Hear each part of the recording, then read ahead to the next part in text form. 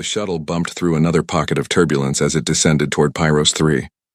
Riley Foster pressed her face against the window, watching the red surface of the Dragon homeworld grow larger below. Her hands were shaking.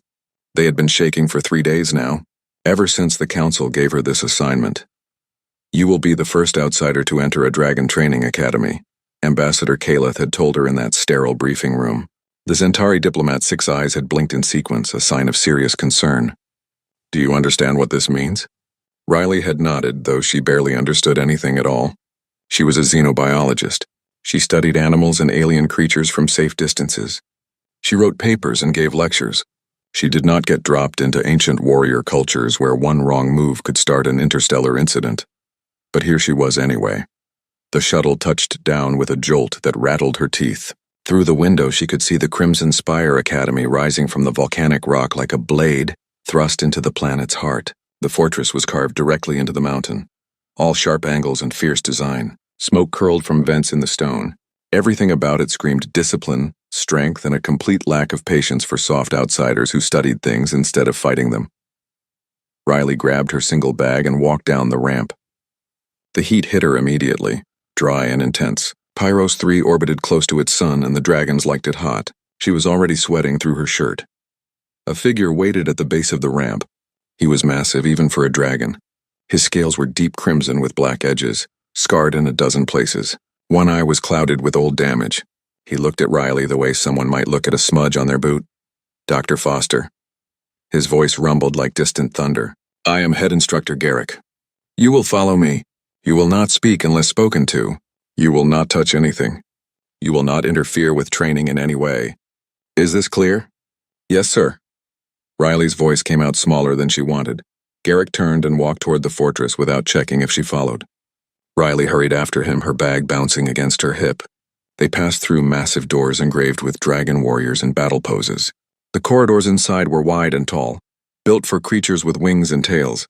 Riley felt like a child in a giant's house. Our cubs train here from age 6 to age 26 in your standard years, Garrick said as they walked. He did not slow down or look back. They are taught combat, strategy, flight, fire breathing, and most importantly, discipline. Emotion is weakness. Attachment is vulnerability. We forge them into weapons for the protection of our people. Riley wanted to ask questions. Her scientist brain was bursting with them. But she remembered the rules and kept quiet. They emerged onto a broad terrace overlooking a vast training yard carved into the mountainside. Below, hundreds of dragon cubs moved through combat drills in perfect formation. They were young, maybe equivalent to 8 or 10 human years old, but they moved with frightening precision. Not one scale out of place, not one voice raised. Just the sound of claws on stone and wings slicing air in synchronized patterns. 300 cubs, Garrick said. Not one has seen their parents in 5 years. Not one will see them for 15 more. This is how we build strength. Riley's chest tightened. She thought of human children that age, torn from their families for decades. It seemed cruel, but she bit her tongue and nodded. Your observation post is there. Garrick pointed to a small platform jutting from the terrace. You will watch from that position. There is a barrier. You will not cross it. You will take notes for your research and submit them to Elder Syra each evening. In 2 weeks you will leave and never return. This is the agreement. I understand. Do you? Garrick's good eye fixed on her. These cubs are our future. They are precious beyond measure. We do not let them be soft. We do not let them be weak. And we do not let aliens corrupt what we have built over 10,000 years. You are here because politics demanded it, not because we want you. Remember that. He left her there on the platform. Riley set down her bag and looked out at the training yard. The cubs had moved into a new formation, practicing aerial maneuvers. They launched into the air in waves, their small wings beating hard. They were beautiful. They were also heartbreaking. She pulled out her datapad and started taking notes, trying to be clinical and detached. Wing structure, formation patterns, training methodology. But she kept noticing other things too. The way some cubs trembled with exhaustion, the way others had eyes that seemed too old for their faces. The absolute silence except for instructors barking orders. Hours passed. The suns moved across the sky, both of them, casting double shadows. The cubs trained without stopping. No water breaks, no rest. Just drill after drill after drill. Finally, a horn sounded. The cubs landed and formed neat rows. An instructor Riley had not seen before walked among them with a water cart. The cubs drank in turn, still maintaining formation, still silent. One small cub near the back wobbled on his feet. He was tiny compared to the others, his scales a lighter shade of red. He reached for his water cup and missed. The cup fell. He bent to pick it up and stumbled, falling sideways, right toward Riley's platform. She moved without thinking. Her hand shot out across the barrier, catching the cub's shoulder before he hit the stone edge. For just a moment their eyes met. His were gold wide with surprise. Something passed between them, something Riley could not name but felt in her bones. The cub made a sound, not words, just a soft chirp like a bird greeting the dawn. Then every single cub in the training yard turned their head toward Riley. The world seemed to slow down. 300 pairs of eyes locked onto her position. For one frozen heartbeat, nobody moved. Then the chirping started. One cub, then another, then a dozen, then all of them.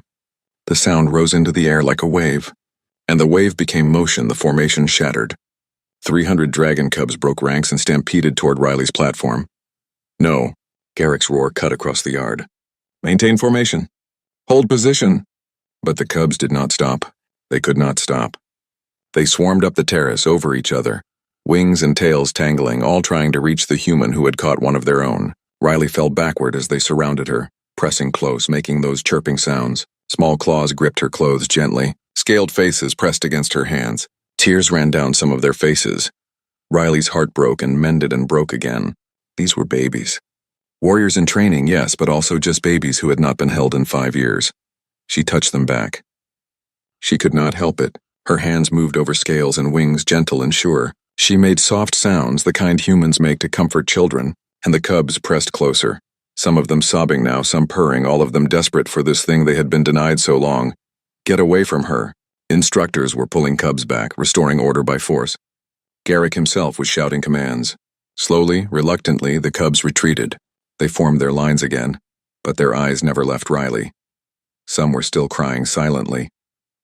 Garrick climbed onto the platform. His face was a mask of fury. You will leave now. Gather your things and go. Riley stood on shaking legs. I did not mean to. I do not care what you meant. You have disrupted sacred training. You have made them soft. You have undone years of discipline in moments. You are done here. But even as he spoke, Riley noticed something. The cubs had returned to formation, yes, but they were not standing at attention anymore. They were all turned slightly, bodies angled toward where she stood, and they were still making that soft chirping sound, quieter now but constant, a sound of longing. Take her to her quarters, Garrick told a junior instructor. She leaves at first light. As Riley was led away, she looked back once. 300 pairs of eyes followed her, and somewhere in the back of her mind a thought formed. Something important had just happened.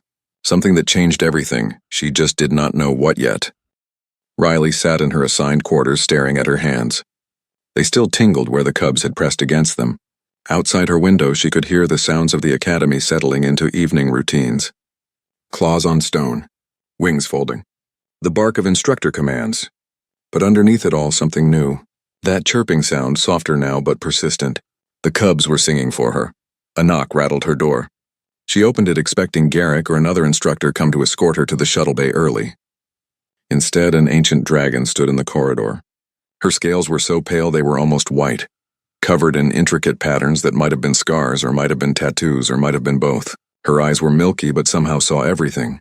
Dr. Foster, I am Elder Sierra. Walk with me. It was not a request. Riley followed the old dragon through corridors she had not seen before, going deeper into the mountain. They passed chambers filled with weapons, libraries carved into living rock, meditation halls where the walls still glowed with residual heat. Finally, they entered a room that seemed older than the rest. The stone here was different, covered in carvings that predated the current dragon writing system. Sit, Syra said, lowering herself onto a cushion designed for dragon proportions. Riley sat across from her on the floor. You know why the cubs reacted to you, Syra said. It was not a question. No, Elder.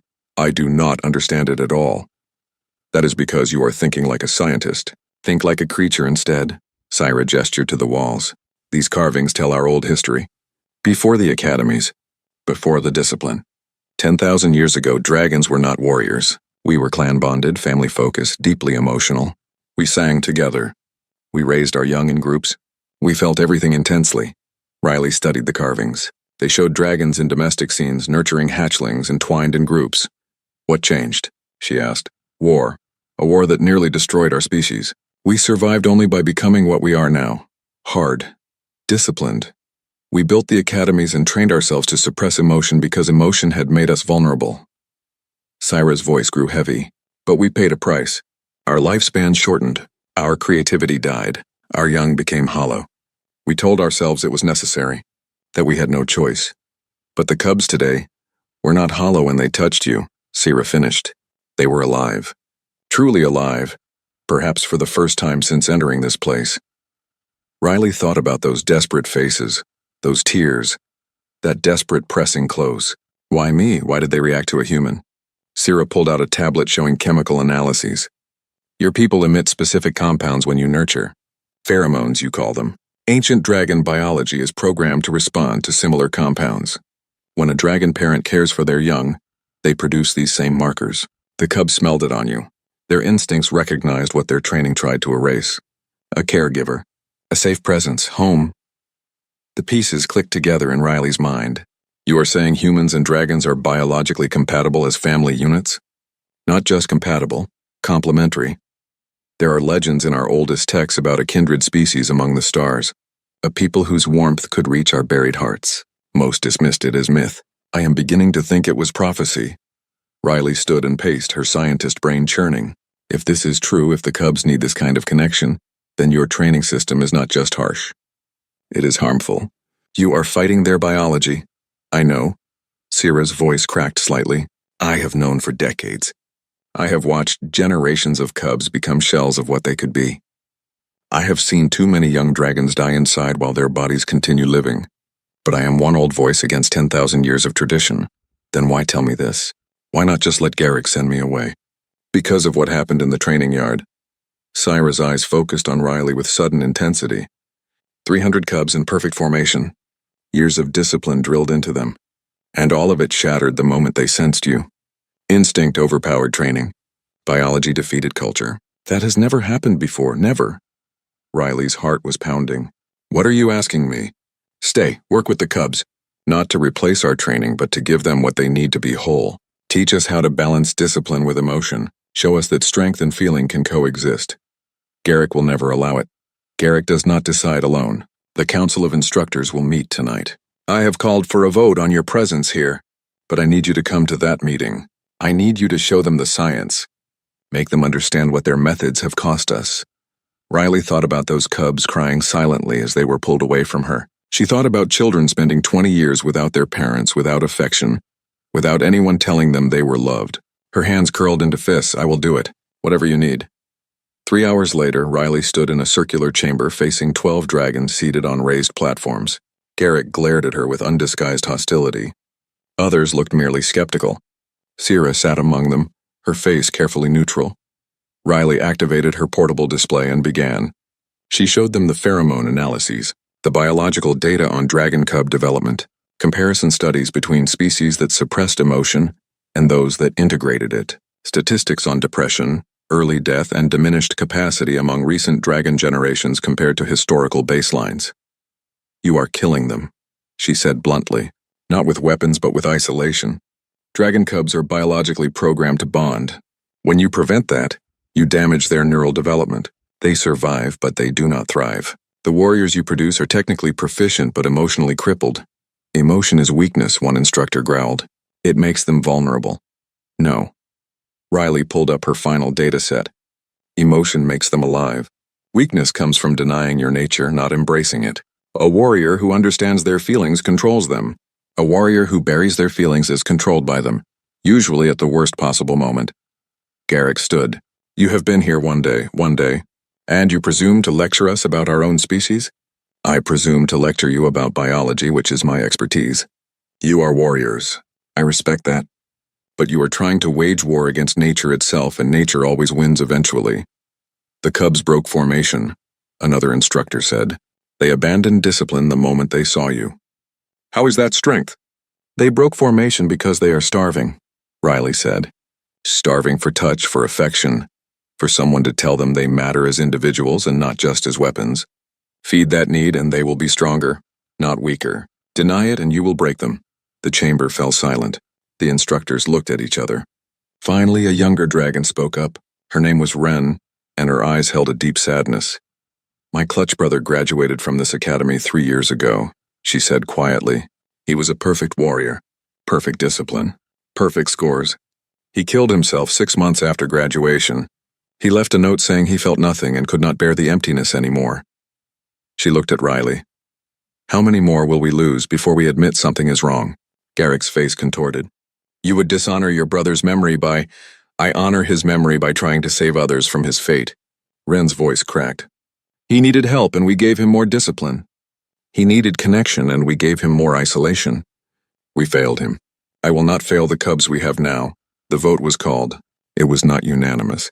4 instructors voted to send Riley away immediately, but 8 voted to let her stay at least for a trial period. 1 month. She could work with the cubs for 1 hour each day.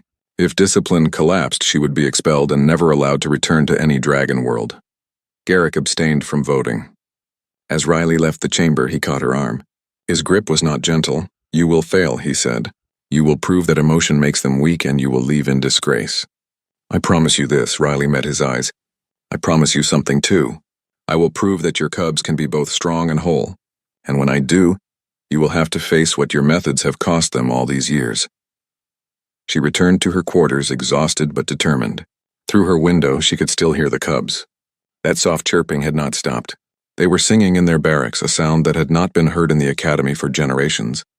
Tomorrow, the real work would begin. Tomorrow, she would sit with 300 traumatized children and try to help them remember how to feel without falling apart. Tomorrow, she would try to bridge 10,000 years of cultural damage with 1 hour of kindness. It seemed impossible. But she had to try. 3 weeks had passed since the council gave Riley permission to work with the cubs. She sat now in what had become their meeting place, a courtyard open to the sky where the cubs could gather after their regular training. They called it Heart Time, a name one of the smaller cubs had invented. The instructors pretended not to hear it. The cubs sat in a loose circle around her, close enough to touch but maintaining some discipline. It was a compromise they had all learned together. Riley would not disrupt their training formation. They would not mob her the moment she appeared. Slowly, painfully, they were finding a balance. Tell me about the fire trial, Riley said to the small cub pressed against her left side. His name was Pip, and he had been the one who stumbled that first day. He was the smallest cub in his cohort by a significant margin, and it clearly worried him.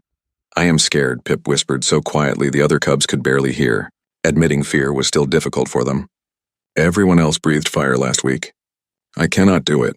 The instructors say I will be held back a year if I fail again. Riley put her hand on his shoulder, feeling the tension in his muscles. What happens when you try? I feel the fire building in my chest, but then I think about burning something by accident, hurting someone, and the fire just stops. Fear is not your enemy, Riley said. She had learned to speak simply with them, no complex psychology terms. Fear is information. Your fear is telling you that fire is dangerous and you need to be careful. That is smart, not weak. A larger female cub named Scales spoke up. She had been silent for 2 years after her clutch sister died in a training accident. Riley had spent hours just sitting with her until she was ready to speak again. Now her voice was stronger every day. But Instructor Garrick says fear makes you hesitate. Hesitation gets you killed. Garrick is not entirely wrong, Riley acknowledged. Several cubs made surprised sounds. They were not used to hearing nuance. But he is not entirely right either. Hesitation from panic is dangerous. But hesitation from caution keeps you alive. The trick is knowing the difference, she turned back to Pip. Your fear of fire is not stopping you from breathing it. Your lack of control is. You need to trust yourself. Fire is part of you. It will not hurt you if you respect it. How do I learn that? The same way you learn anything. Practice. But also by accepting that being scared is okay. You can be scared and still do the thing that scares you. That is what bravery actually is. Pip was quiet for a long moment. Then he stood up and walked to the center of the courtyard. The other cubs watched silently. He took several deep breaths, his small chest expanding. Riley could see him shaking, but he did not run. The fire came slowly at first, just a wisp of smoke from his nostrils, then a flicker, then a small but steady flame that lasted several seconds before guttering out. It was not impressive by dragon standards, but it was progress. The other cubs erupted in chirps and clicks of approval. Pip looked stunned. Riley smiled at him. See? You did not let fear stop you. You worked with it? The hour passed quickly. It always did. Riley listened to their fears, their dreams, their anger at the system that had stolen their childhoods. She did not try to fix everything. She just gave them space to feel and helped them understand that feeling was not the same as breaking. As the cubs filed back to their barracks, Wren approached. She had become Riley's liaison and monitor, the one who made sure no rules were broken. But somewhere along the way, she had also become a friend. The cubs performed better in combat drills this morning, Wren said. Their teamwork scores are the highest we have ever recorded. Good. Garrick still insists it is temporary. He says you have made them dependent on you, Riley sighed. She had heard variations of this criticism every day. What do you think? Wren was quiet for a moment, watching the cubs disappear into the fortress. I think my brother might still be alive if someone like you had been here when he was training. I think a lot of cubs might still be alive.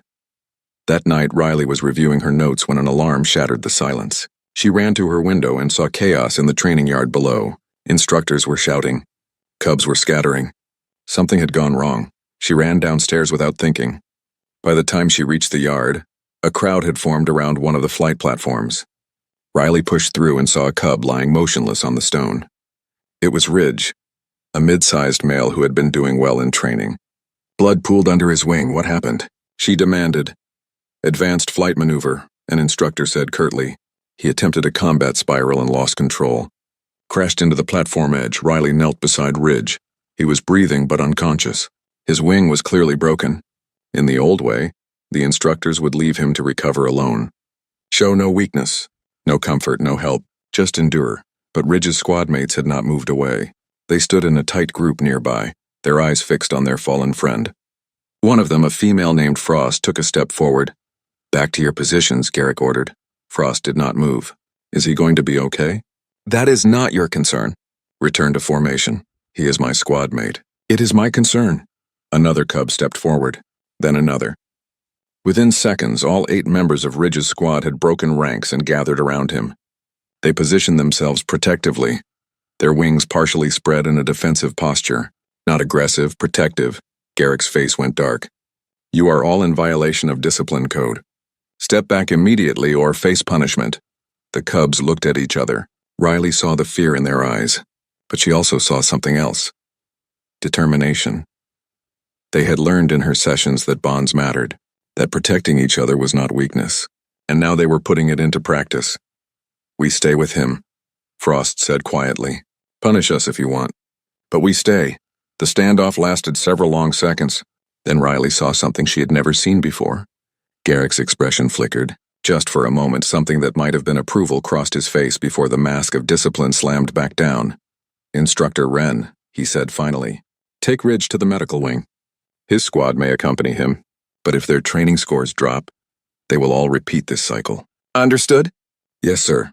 Wren moved quickly to lift Ridge carefully. The squad formed around her like an honor guard. As they passed Garrick, he spoke again. What you did was against protocol.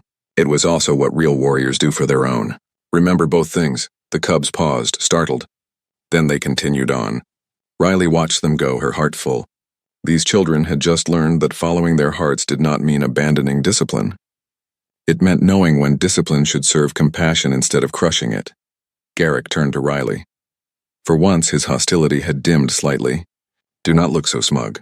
This changes nothing. It changes everything, Riley said. Those cubs just proved they can be both disciplined and caring. They did not fall apart. They came together. One incident does not prove a pattern. Then watch them. Really watch them. See how much stronger they are when they are allowed to be whole. Garrick stared at her for a long moment. Then he turned and walked away without another word. But Riley noticed something. His shoulders were not quite as rigid as before, and when he passed a pair of young cubs standing nervous watch, he put his hand briefly on one's shoulder, just for a second, just enough to offer comfort. It was the first time Riley had seen him touch a cub in any way other than correction. The next morning, word spread through the academy about what Ridge's squad had done. Cubs whispered about it in the corridors. Instructors debated it in their meetings. Some called it a breakdown of order. Others called it evolution. Riley knew it was neither. It was just the beginning of something that should have happened centuries ago. Dragons learning that the heart and the blade could exist in the same hand. That warriors fought better when they had something to fight for beyond mere survival. That strength without compassion was not strength at all. just hardness. And hardness, when struck too many times, eventually shattered. She had 3 more weeks to prove it. 3 weeks before the high generals arrived to judge whether this experiment would continue or be erased forever. She intended to make them count. The transport ships descended through the atmosphere like falling stars. Riley watched from the academy walls as 5 vessels bearing the insignia of the Dragon High Command settled onto the landing platforms. Her mouth was dry. Her hands were steady, though. After 6 weeks with the Cubs, she had learned to control her fear even when she felt it intensely. "They are here," Wren said beside her. The younger instructor looked nervous. She had staked her reputation on supporting Riley's work. If this went badly, her career was over. "We will be fine," Riley said with more confidence than she felt. "The Cubs have worked hard. They will show the generals what they have learned. Commander Thrace is leading the delegation." Wren's voice dropped. She lost her son to the emptiness 5 years ago. She blames emotional weakness. "If anyone will oppose your methods, it will be her." Riley had read Thrace's file. The commander was legendary for her military victories, and equally legendary for her harsh discipline. She had written papers arguing that dragon culture had become too soft, that they needed to return to even stricter training protocols. Having her lead this inspection was the worst possible scenario. The generals emerged from their ships in full ceremonial armor. They were impressive and terrifying. These were dragons who had fought wars, commanded fleets, and broken planets. They moved with absolute confidence and barely contained violence. This was their culture, their way, and Riley was asking them to change it. Elder Sira met them formally in the main hall. Riley stood to the side with the instructors, trying to be invisible. But Thrace's eyes found her immediately. The commander stared at her with cold assessment, then turned away without acknowledgement. It was not hostile. It was worse. It was dismissive. Riley was beneath notice. The inspection began with standard protocols. The generals observed morning drills. The Cubs performed flawlessly, moving through combat sequences with practiced precision. But Riley saw what the generals might miss. The Cubs were not just following orders mechanically. They moved together with genuine coordination, anticipating each other's movements, covering weaknesses instinctively. They were a real team now, not just individuals forced into formation. Thrace noticed too. Her eyes narrowed. "Their synchronization is unusual. Explain." Garrick stepped forward. Riley waited for him to credit the Cubs alone, to minimize her influence. Instead, he surprised her. "They have learned to trust each other," he said. "Trust comes from connection. We have allowed more connection. Connection is vulnerability. Sometimes, but it can also be strength. A warrior who trusts their squad fights better than one who stands alone." Thrace said nothing. She made a note on her data pad and moved on. The inspection continued through the day. Combat trials, flight tests, fire-breathing demonstrations, strategy assessments. The Cubs excelled at everything. But Riley could see the generals were not impressed. Excellence was expected. They were looking for weaknesses, for proof that emotion had made the Cubs soft. That evening, Riley was summoned to present her findings to the generals directly. She stood in the same council chamber where she had faced the instructors 6 weeks ago. But this audience was far more intimidating. She showed them everything. The biological data, the psychological assessments, comparison metrics showing that the Cubs were performing better than any cohort in recent history. Retention rates, mental health indicators, teamwork scores. Every number supported her case. Thrace listened with her arms crossed. When Riley finished, the commander stood. "Your data is impressive," she said, "but data can be manipulated. Numbers can lie. I want to see the truth beneath the statistics. I want to test these Cubs myself." Riley's stomach dropped. "What kind of test?" "The fire gauntlet." Murmurs ran through the instructors. "It is normally reserved for Cubs in their final year. A combat trial with real danger. If your methods have made them stronger, they will pass. If you have made them weak, they will fail, and fail badly." "They are not ready," Wren protested. "The gauntlet has a 30% casualty rate even for senior Cubs. Then perhaps we should not have wasted their training time on feelings and comfort." Thrace's voice was hard. "The trial will be held tomorrow at dawn. Prepare them." Riley met with the Cubs that night. They gathered in the courtyard, all 300 of them. The younger ones looked scared. The older ones tried to hide it. She sat among them and spoke simply. "The generals want to test you tomorrow. It will be hard. Maybe the hardest thing you have ever done. They are hoping you fail because that will prove I was wrong to teach you that emotions are not weakness. What if we do fail? Pip asked. He had grown braver, but was still the smallest and most vulnerable. Then you fail, but you will fail together, and you will know you tried. Riley looked around at all of them. But I do not think you will fail. I think you will show them something they have forgotten. That warriors who care for each other are stronger than warriors who stand alone. Scales raised her wing. What if someone gets hurt? Do we leave them behind like the old way? Or do we help? It was the question that cut to the heart of everything. Riley thought carefully before answering. You do what warriors do. You complete the mission. But you do not abandon your own. Find a way to do both. The cubs looked at each other. Silent communication passed between them. Then Frost, who had stood up for Ridge, spoke for all of them. We will run the gauntlet. We will pass it. And we will do it together. Dawn came too quickly. The fire gauntlet was set up in the volcanic canyon behind the academy. Riley stood with the instructors and generals on an observation platform, while the cubs gathered at the starting line. 30 cubs had volunteered for the trial, a full squad. The rest watched from the sidelines, their support silent but fierce. The gauntlet was a nightmare course. Walls of fire that shifted patterns, chasms that required perfect timing to cross, combat drones that fired stunning shots, obstacles designed to separate cubs to force them to choose between self-preservation and helping others. It was built to teach a brutal lesson. In war, sometimes you have to let people fall. The horn sounded. The cubs launched forward. They moved like water, flowing around obstacles, splitting and reforming seamlessly. When firewalls rose, they created thermal shields together, combining their powers in ways Riley had not seen before. When chasms opened, they did not all try to cross at once. The stronger flyers carried the weaker ones. No one was left behind. Halfway through the course, the trap sprang.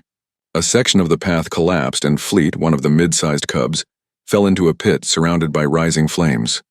The old training said leave him, complete the mission. One casualty was acceptable. The cubs stopped. All of them. No. Thrace breathed beside Riley. Do not stop. Do not throw away the mission for one soldier. But the cubs were not throwing anything away. They were calculating. Frost directed half the team to continue forward, maintaining mission progress. The other half worked together to create a thermal corridor through the flames. 2 strong flyers dove into the pit. They grabbed Fleet and hauled him up while the others maintained the shield. It cost them time. It could have cost them the mission. But they made up the time by moving faster, working smarter, trusting each other completely. Fleet, shaken but unharmed, flew stronger than before because his team had not abandoned him. They crossed the finish line together. Not the fastest time ever recorded, but every single cub completed the gauntlet. 0 casualties. That had never happened before in the history of the trial. Silence filled the observation platform. The general stared at the cubs, who stood panting but triumphant. Thrace's face was unreadable. Then she climbed down from the platform and walked to where the cubs stood. She stopped in front of Fleet, the cub who had fallen. Why did you stop? She asked him. The mission was more important than one soldier. You know this. Fleet looked up at the legendary commander without flinching. We did not stop the mission, Commander. Half of us continued forward. But we also did not leave our squad mate. Because that is what warriors do. We protect our own. And if protecting him had caused you to fail completely, then we would have failed together. But we did not think we would fail. We trusted each other. Thrace was quiet for a long time. Then she did something no one expected. She knelt down so she was at eye level with the young cub. My son was in a training exercise like this, she said. Her voice was rough. He fell. His squad mates left him because that was protocol. He died alone in that pit because he would not call for help, because asking for help was weakness. Her eyes filled with tears. I blamed him. I blamed his emotion. But really, he died because we taught him that connection was vulnerability instead of strength. She stood and looked at all 30 cubs. You did not fail today.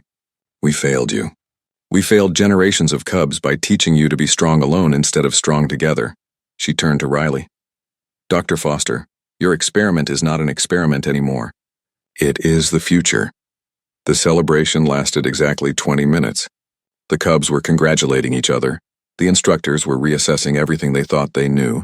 And the generals were deep in discussion about implementing these methods across all academies. Riley stood apart, exhausted but satisfied. They had done it. They had proven that emotion and discipline could coexist. Then the alarm screamed through the academy. Everyone froze. That particular siren meant only one thing: an active distress call from nearby space. Riley followed the rush of dragons to the command center, a room carved into the mountain peak with views of the stars above.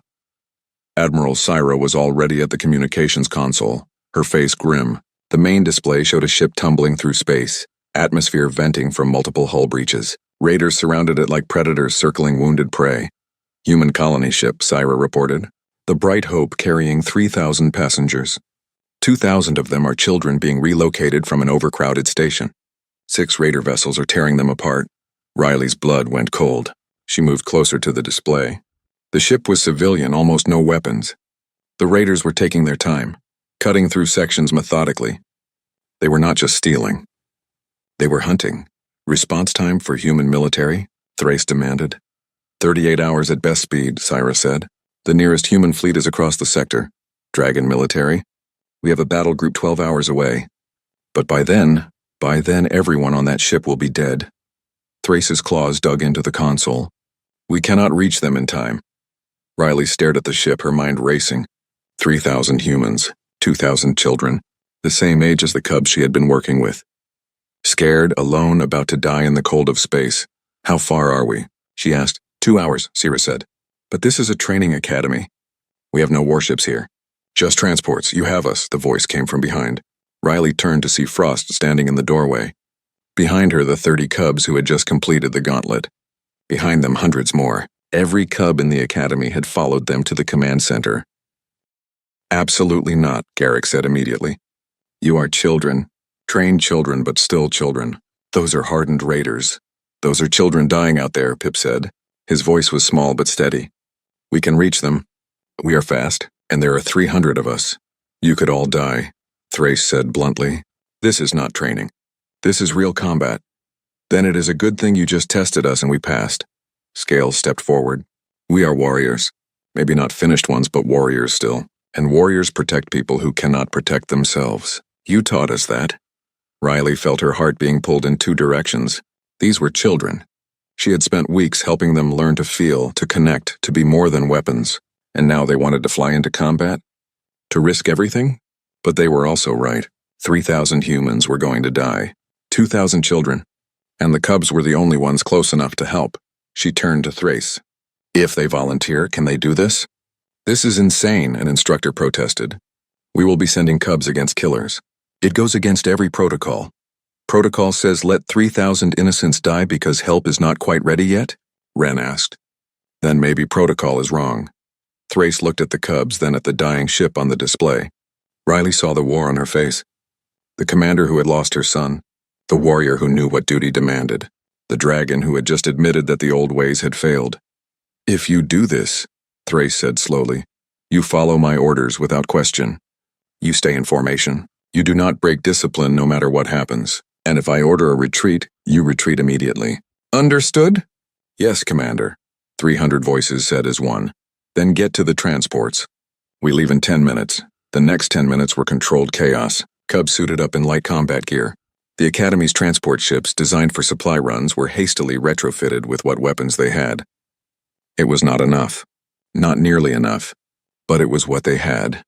Riley found herself assigned to one of the transports with Garrick, Wren, and 50 cubs. Thrace commanded from the lead ship. As they launched into space, Riley looked at the cubs around her. They were scared. She could see it in their eyes. But they were also determined. Dr. Foster? Pip was pressed against her side, his small body trembling. Will we be brave enough? You already are brave, Riley said. Brave is not the same as not scared. Brave is being scared and doing it anyway. The 2-hour flight felt both too long and too short. They spent it planning. Thrace's voice came through the communications, calm and professional. She divided the cubs into squads, assigned roles, ran through scenarios.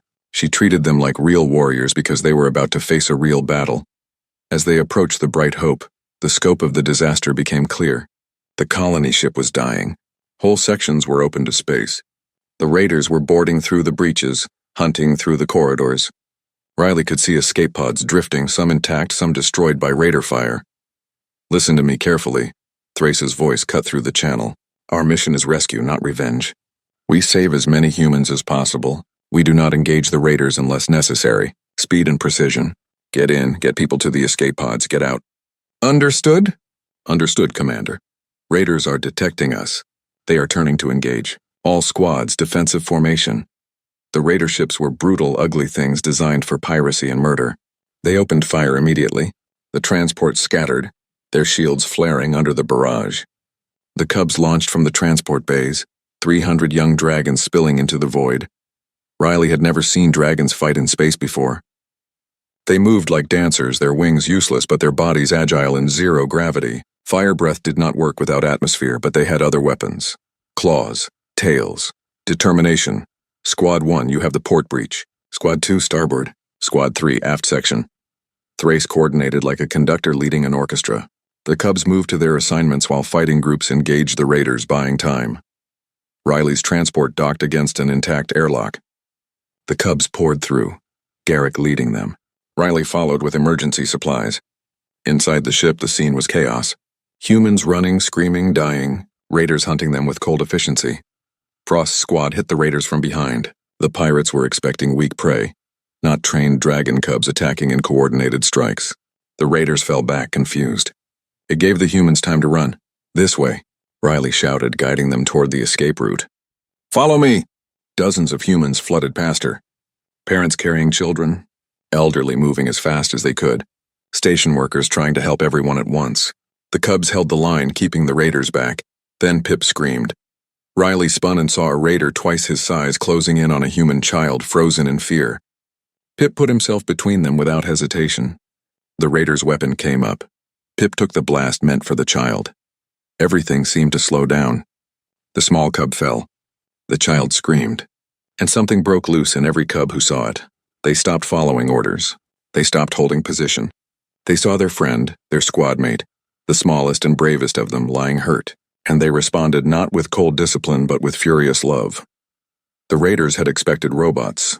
They got warriors who cared. The raider who shot Pip did not get a chance to fire again. Scales hit him from the side with enough force to crack his armor. Fleet and Ridge attacked in perfect synchronization from above and below. The other cubs surged forward, their movements precise but powered by something the raiders had never faced before. Dragons who fought not just from discipline but from love. Riley ran to Pip. The blast had caught him in the shoulder, burning through scales to the flesh beneath. He was conscious but in obvious pain. The human child he had saved was crying beside him. I am okay, Pip managed. Get them out. Not without you. Riley grabbed him carefully, supporting his weight. Frost appeared beside her. I have him. You guide the humans. Frost lifted the small cub gently. Come on, brave one. Let us get you safe. The battle turned quickly after that. The raiders were professionals, but they fought for profit. The cubs fought for something deeper. When the raiders saw 300 young dragons moving as one unified force, protecting each other while systematically dismantling their attack, they broke. Pirates did not get paid enough to face that kind of opposition. The raider ships disengaged and fled into deep space. Thrace did not pursue. The mission was rescue, and rescue they did. Squad by squad, the cubs evacuated humans from the dying colony ship. They carried children on their backs. They guided elderly through corridors filled with smoke. They went back into dangerous sections again and again until every single human was accounted for. By the time human military ships arrived 6 hours later, the Bright Hope was empty. 3,000 humans floated in escape pods or sat in the transport ships, scared but alive. Every single one had been saved. The only casualties were 3 cubs with minor injuries, including Pip. Riley sat in the medical bay watching the medic work on Pip's shoulder. The small cub was trying to be brave, but tears leaked from his eyes. The human child he had saved sat beside him, holding his claw carefully. You saved me, the child whispered. She was maybe 6 years old with dark hair and huge eyes. The bad man was going to hurt me and you stopped him. That is what warriors do, Pip said. Then he looked at Riley. Right? We protect people? You absolutely do. Riley's voice was thick. You were so brave, Pip. I'm so proud of you. Thrace entered the medical bay. The commander looked exhausted, but something in her face had changed. She knelt beside Pip. How are you feeling, cub? It hurts, but I am okay. Is everyone safe? Everyone. Because of you and your squad mates. Thrace looked at Riley, then back at Pip. I need to tell you something. When my son died, I blamed his emotional nature. I thought if he had been harder, colder, more disciplined, he would have survived. But today I watched 300 cubs fight with both discipline and heart. I watched them protect each other. I watched you sacrifice yourself for a child you did not know. And I finally understand what I could not see before. What is that, Commander? That my son did not die because he felt too much. He died because we taught him to feel nothing. We trained the heart out of him until he could not recognize when he needed help or how to ask for it. We thought we were making him strong, but we were actually breaking him. Thrace's voice cracked. You showed me something today. All of you did. Warriors do not fight best when they feel nothing. They fight best when they have something to fight for. Pip reached out with his good arm and touched Thrace's hand. The old commander, who had fought in a dozen wars and never shown weakness, started crying. She cried for her son, for all the cubs lost to the emptiness, for the centuries of damage done in the name of strength. Riley stood and quietly left them alone. She found the other cubs gathered in the main bay of the transport, surrounded by humans thanking them. Human children were curled up against dragon cubs. Human parents were shaking claws and patting scales. The two species were tangled together in exhaustion and relief. Garrick stood at the edge watching it all. Riley joined him. I was wrong about you, he said without preamble. I thought you would make them weak. I fought against everything you tried to teach. But today those cubs performed better than warriors twice their age. Not despite their emotions, but because of them. They fought with precision and passion. They worked as a perfect unit because they genuinely cared for each other, and they were willing to die to protect complete strangers. You helped make them that way too, Riley said. The discipline, the training, the skills. I just gave them permission to care while using those skills. We did this together. Perhaps. Garrick watched as Scales let a human toddler climb on her back. I think about all the cubs I trained over the years. How many I broke trying to forge them into weapons. How many became hollow. I cannot undo that damage. But maybe I can stop creating more of it. 3 days later, an emergency session of the Galactic Council convened. Riley stood before representatives of 100 species, with Thrace and the cubs beside her. The human ambassador looked both proud and overwhelmed. The dragon delegation looked transformed. Thrace presented their findings: the biological connection between humans and dragons, the improved performance metrics, the successful combat operation, the unanimous recommendation from all 5 generals that human liaisons be integrated into every dragon training facility across their empire. But this is more than just about training, Thrace said. This is about remembering what we lost when we chose discipline over connection. The human Dr. Foster did not make our cubs weak. She made them whole, and whole warriors are stronger than broken ones. The proposal passed with overwhelming support. Riley was offered the position of Chief of Dragon-Human Integration, coordinating the placement of human caregivers throughout the dragon military education system. She accepted immediately. 1 year later, Riley stood in a different academy on a different world, watching a new group of dragon cubs see their first human. The instructors had learned from the Crimson Spire experience. They knew what would happen. The cubs broke formation and ran straight to her, but this time no one was surprised. No one called it a failure of discipline. The instructors simply smiled and gave the cubs their time. Because they had learned what the Crimson Spire proved, that some bonds transcended species, that some connections were written in biology and spirit both, that true strength came not from denying emotion, but from integrating it with skill. Riley knelt and let the cubs swarm her, their chirps filling the air. She touched each one, learning their names, beginning the process of helping them remember that warriors could have hearts. Behind her, the instructors watched. Some of them were veterans of the old system, learning new ways. Some were young, embracing the change eagerly. All of them understood now what had taken 10,000 years to remember, that they were not just building weapons. They were raising warriors, and warriors needed something to fight for beyond mere survival. Across the galaxy, in academy after academy, human voices spoke gently to dragon cubs. Human hands offered comfort after hard training. Human hearts helped heal the wounds that discipline alone had created. And slowly, generation by generation, the dragons were becoming what they were always meant to be: strong and skilled and disciplined, yes, but also connected, caring, and whole. Somewhere in the Crimson Spire Academy, Pip was training with his cohort. His shoulder had healed completely. The human child he saved sent him messages every week, pictures of her life on the new colony. He kept them all. Garrick pretended not to notice, but Riley knew he had started keeping his daughter's messages too. Scales was learning to sing again, teaching the old dragon songs to younger cubs, songs that had been forbidden for generations, songs about family and home and love. The instructors no longer stopped her. Fleet, Ridge, and Frost had formed an unbreakable squad. They trained harder than anyone, but they also laughed together, ate together, and looked after each other. They would graduate in 5 more years as some of the finest warriors their species had ever produced, not because they had no emotion, but because they had learned to channel it into purpose. And Thrace visited the academy regularly, not as a fearsome commander, but as someone trying to heal old wounds. She spoke to the cubs about her son, about mistakes made, about the importance of asking for help. She made sure they knew that strength was not the absence of weakness, but the courage to be vulnerable when necessary. Riley stood in the courtyard of the new academy, surrounded by chirping cubs, and felt something settle in her chest. Peace, purpose, the knowledge that she was exactly where she was supposed to be. A young instructor approached, a dragon barely old enough to have completed training herself. "Dr. Foster, some of the cubs are having trouble with the fire trials. They are scared. Can you help?" "Of course," Riley smiled. "Being scared is okay. Let us teach them that fear is information, not failure." She walked toward the training grounds with cubs flowing around her like water. Above, both suns were setting, casting long shadows. Tomorrow would bring new challenges, more cubs to help, more bridges to build between dragon tradition and human warmth. But today, 3,000 humans were alive because cubs had learned that warriors could have hearts. Today, dragon children across the galaxy were learning to feel without breaking. Today, 2 species were finding in each other what they had each been missing, and it had all started with one moment.